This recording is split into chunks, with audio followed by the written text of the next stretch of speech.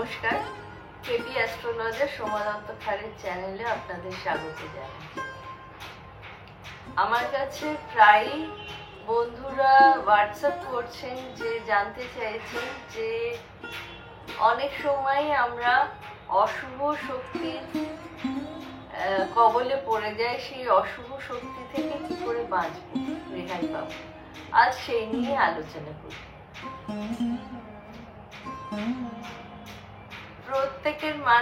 প্রত্যেকটি মানুষই আমরা জানি দুটো শক্তি আছে, শুভ শক্তি এবং অশুভ শক্তি। এই শুভ শক্তি আবার দু রকম ভাবে হতে পারে। একটা হচ্ছে শুভ গ্রহের দ্বারা শুভ শক্তির সঞ্চার, যেটা আমরা জ্যোতিষ মতে বিশ্বাস করে থাকি। যখন শুভ গ্রহের দশা চলে তখন শুভ শক্তি আমাদের জীবনে আসে। আর একটা হচ্ছে কোনো দৈব শক্তি বা এমন কোনো মানুষের সান্নিধ্যে এলাম, যার সান্নিধ্যে এসে সাকারাত্মক ঊর্জা আমাদের মধ্যে প্রবাহিত হলো, সেইভাবে শুভ শক্তির সূচনা।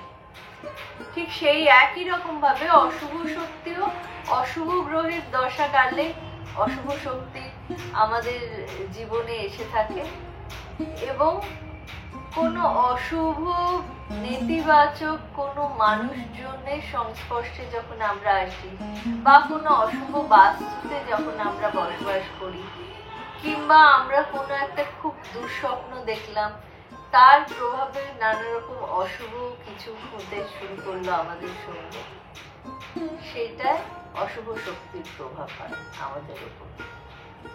সঙ্গে থাকুন, আলোচনা করব।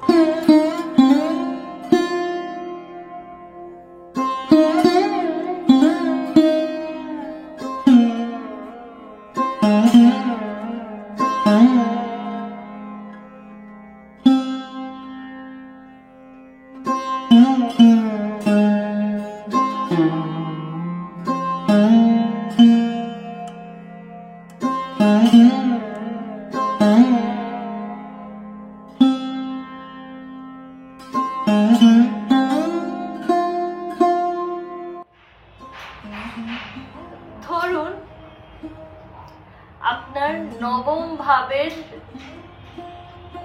যে গ্রহটি অধিপতি, সেই গ্রহের দশা চলছে। নবম ভাব থেকে আমরা দেখতে পাই আমাদের ভাগ্য, আমাদের উচ্চ শিক্ষা, মানে আমাদের গ্র্যাজুয়েশন, বা কোনো ক্ষেত্রে কোনো পিএইচডি কেউ করছে, সেটাও নবম ভাব থেকে বিচার করে করা হয়ে থাকে। আমাদের পিতা স্থান বা পিতৃতুল্য কোনো গুরুস্থানও নবম ভাব থেকেই আমরা দেখে থাকি। আমাদের ভাগ্য নবম ভাব থেকেই বিচার করা হয়ে থাকে। মানে নবম ভাবটি একটি গুরুত্বপূর্ণ ভাব। আমাদের যে 12টি ভাব আছে আমাদের জন্মকুষ্ঠিতে, তার মধ্যে নবম ভাবটি একটু গুরুত্বপূর্ণ ভাব। এবার মনে করুন এই নবম ভাবে যে গ্রহ রয়েছে, সেই গ্রহের দশা আপনার চলছে। এইবার এই গ্রহটি যদি শুভ গ্রহ হয় এবং শুভ স্থানে থাকে, তাহলে সে শুভ ফল দেবে। কিরম ভাবে? সেক্ষেত্রে আমরা এই গ্রহের যখন দশা চলবে, তখন দেখবেন আমাদের দারুণ উন্নতি হচ্ছে। চাকরিতেই বলুন, দারুণ পদোন্নতি হলো, কিংবা ধরুন আপনি স্কলারশিপ পেয়ে বিদেশে চলে গেলেন, স্কলারশিপ পেলেন, অনেক ভালো লেখাপড়ায় উচ্চ বৃত্তি হলো, কিংবা আপনি পিএইচডিতে চান্স পেয়ে গেলেন, এসব নানা ধরনের। তাছাড়া আপনি বাবার কাছ থেকে নানা রকম সাহায্য পাবেন, আপনার বাবার সঙ্গে খুব ভালো সম্পর্ক থাকবে, বাবার আশীর্বাদ, এবং আপনার গুরুস্থানীয় লোক, এমনকি আপনার শিক্ষাগুরুর সঙ্গেও আপনার খুব ভালো সম্পর্ক থাকবে এই দশাকাল চলাকালীন। এবার আমি বলি, নবম ভাবের এই গ্রহ যদি কোনো অশুভ গ্রহ হয়, তাহলে এই গ্রহের যখন দশা চলবে, তখন এই দশাকালে আপনার উচ্চশিক্ষা হবে না, কোনো না কোনোভাবে বাধা পেয়ে যাবে। আপনি হয়তো গ্র্যাজুয়েশনটা আর কমপ্লিট করতে পারলেন না যখন নবম ভাবের দশা চলবে, যদি সেটা অশুভ গ্রহ হয়। আপনার বাবার সঙ্গে অত্যন্ত তিক্ত সম্পর্ক হয়ে যাবে, হয়তো আপনাকে সম্পত্তি থেকেই বঞ্চিত করে দিলেন তিনি। আপনার গুরুর সঙ্গে, গুরু আপনাকে পছন্দ করবেন না, সদ্গুরু আপনি পাবেন না। কলেজের যিনি শিক্ষাগুরু তার সঙ্গেও আপনার খুব বাজে সম্পর্ক হয়ে যাবে।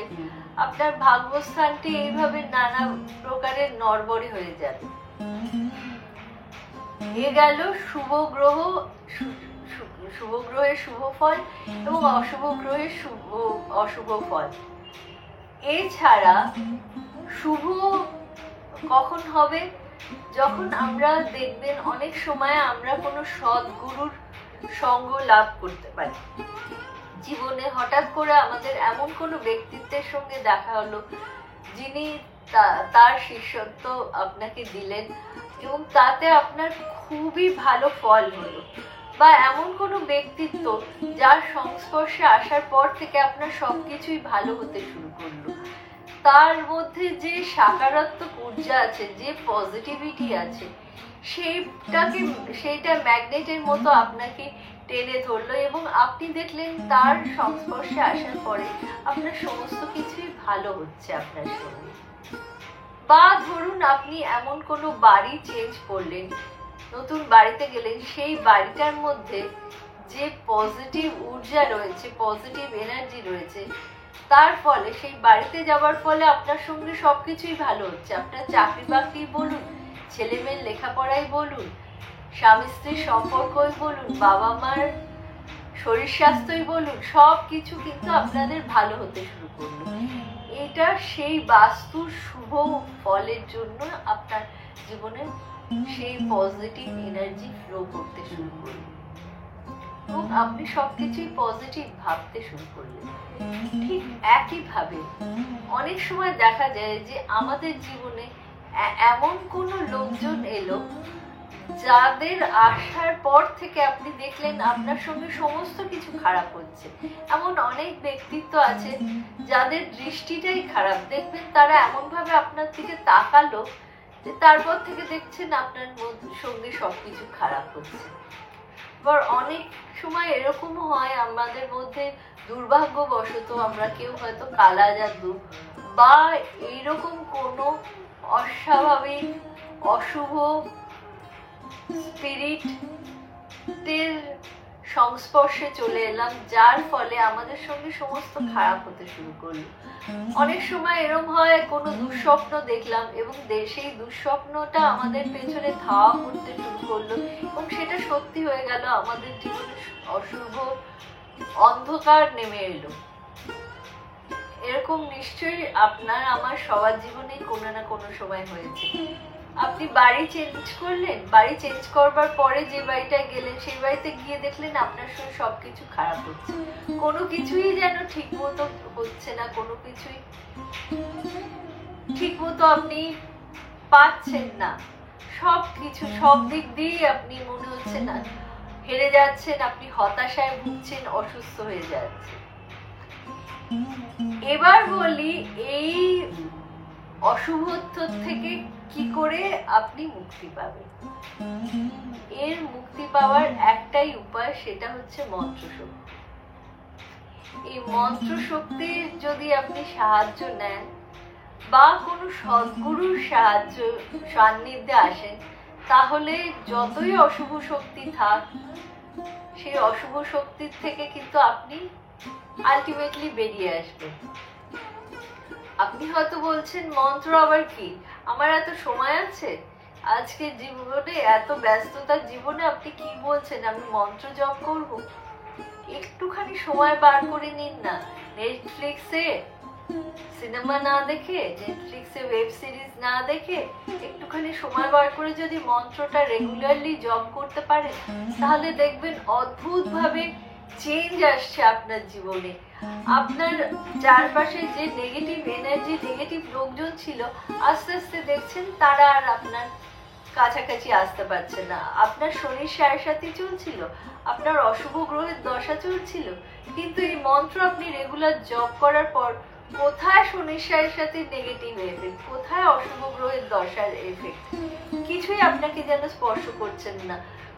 আপনার মনটা বেশ ফুরফুরে হয়ে গেছে।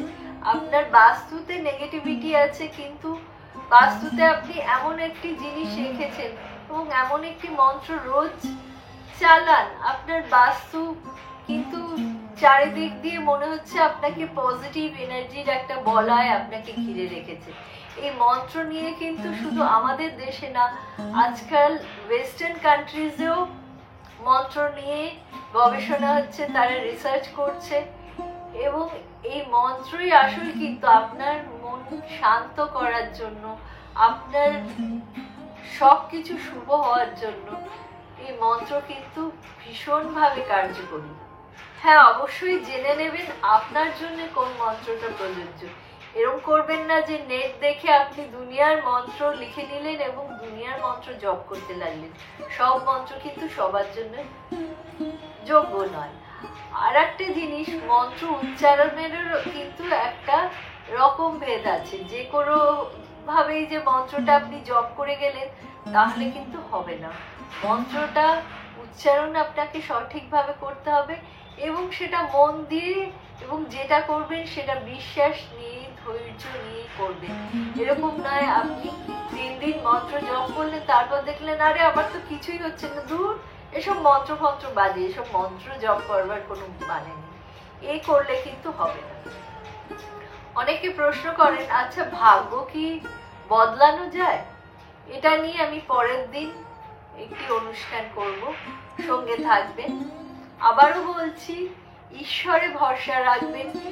ঈশ্বর ছাড়া জানবেন আর কেউই আপনাকে অশুভ শক্তির থেকে রেহাই দিতে পারবে না। মন্ত্র জপ করছি কার জন্য? ঈশ্বরের নামেই মন্ত্রটা জপ করছি। কিন্তু ভালো থাকবেন, সবসময় পজিটিভ ভাবার চেষ্টা করবেন। হয়তো আমরা অনেক সময় নেগেটিভ এনার্জি এত বেশি হয়ে যায় যে পজিটিভিটিটা আমাদের মধ্যে থেকে হারিয়ে যায়, কিন্তু সেটা হারাতে দেবেন না।